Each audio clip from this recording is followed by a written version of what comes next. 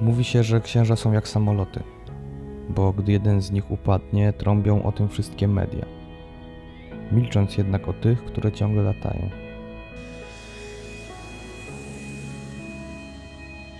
Co chwilę docierają do nas informacje o księżach robiących, co tu dużo gadać, obrzydliwe rzeczy. Ci, którzy mają być czyści jak łza, wywołują łzy u innych.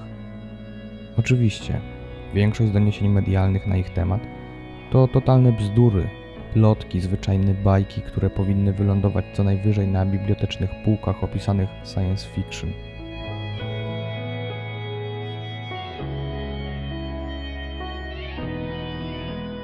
Ale prawdą jest, że czasami księża nie mają nic na swoją obronę.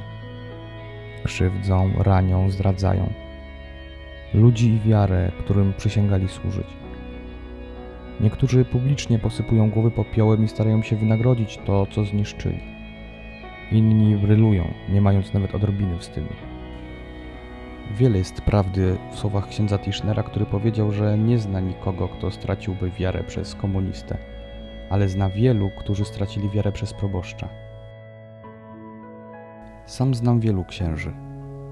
Sporo z nich uwielbiam, przyjaźnię się z nimi. Są dla mnie prawdziwymi autorytetami. Z kolei niektórych zwyczajnie po ludzku nie lubię. W skrajnych przypadkach czasami wstyd im podać rękę przy ludziach. Ale w przypadku obu tych grup jest jedna cecha, która je łączy. Każdy ksiądz, niezależnie od tego, jakim jest człowiekiem, ma moc, której nie ma nikt inny.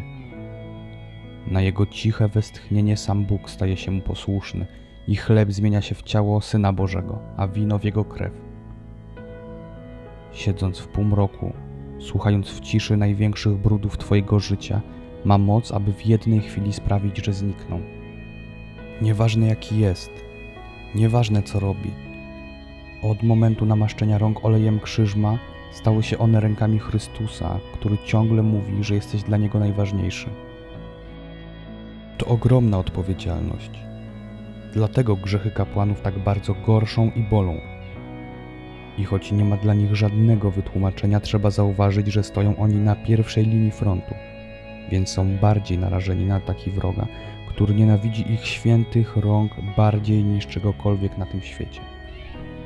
Księża nie są doskonali, ale Pan Bóg potrafi posługiwać się niedoskonałymi narzędziami. Dlatego nie możemy zapomnieć o modlitwie za kapłanów, szczególnie za tych, których nie lubimy.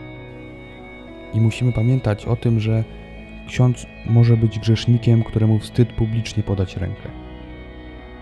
Ale jego kapłaństwo jest święte i warte tego, aby zgiąć przed nim kolano.